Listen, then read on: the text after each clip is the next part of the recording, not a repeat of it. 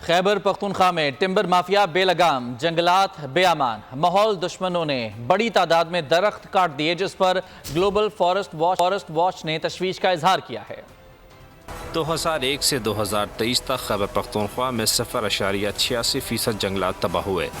2010 میں درختوں کا رقبہ 352 kHa تھا، جبکہ 2023 میں 88 ایکڑ زمین پر درختوں کو بے دردی سے کاٹا گیا۔ گلوبل فارسٹ واچ کی رپورٹ نے مالاکنڈ کو سب سے متاثرہ علاقہ قرار دیا۔ اس معاملے میں ہسارہ دوسرے، مردان تیسرے نمبر پر ہے۔ درختوں کی کٹائی سے کاربن مونو آکسائڈ فضا کو آلودہ کر گئی۔